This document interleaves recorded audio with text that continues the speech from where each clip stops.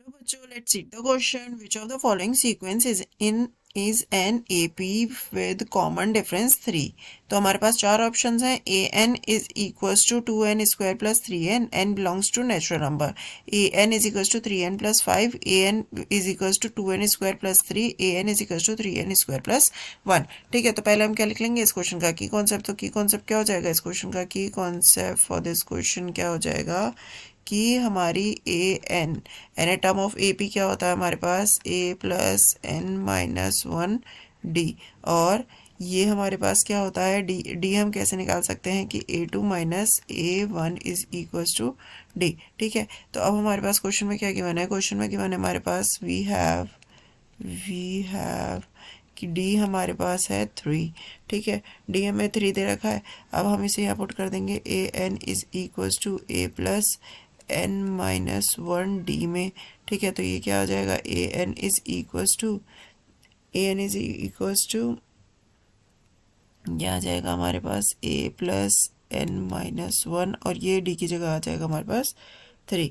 ठीक है, तो यहाँ आ जाएगा A N is equals to A plus 3n minus 3. ठीक है, अब हमें दिख रहा है कि n वाली क्या टर्म है हमारे पास? 3n है. अब अगर हम ऑप्शंस पे जाएं तो हमारे पास हमें ऐसी टर्म ढूंढनी होगी जिसमें कि हमारे पास n वाली टर्म सिर्फ 3n हो. ठीक है, तो अब हमारे पास अगर हम ऑप्शन फर्स्ट की बात करते हैं तो यहाँ हमारे पास 3n तो है, बट ये हमारे पास 2n स्क्वायर भी है जो कि हमें नहीं चाहिए. ठीक है, तो और सेकेंड टर्म की अगर हम बात करते हैं तो हमारा 3n है, ये हमारी एक पॉसिबिलिटी हो सकती है.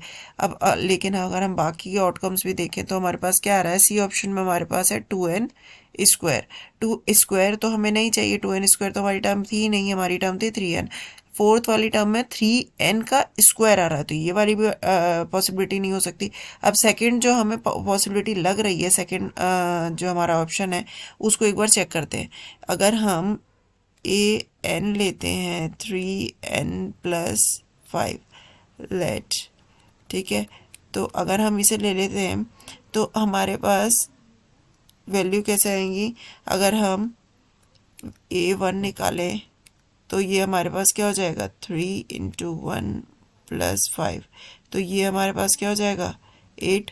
ठीक है, a2 निकालेंगे अगर तो ये हमारे पास क्या हो जाएगा? 3 इंटू 2 प्लस 5, तो ये हमारे पास क्या आ जाएगा? 11.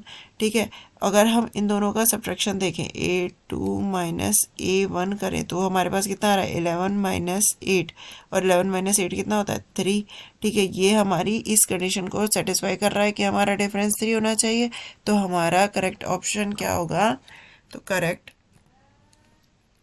ऑप्शन क्या होगा?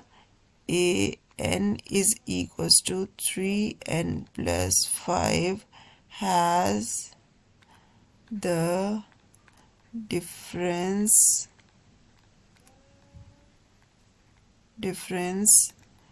d is equals to 3. तो ये हमारा जो सेकेंड ऑप्शन है वो क्या हो जाएगा? करेक्ट हो जाएगा. आई होप बच्चों आपको ये सॉल्यूशन समझ आया. Thank you and best of luck.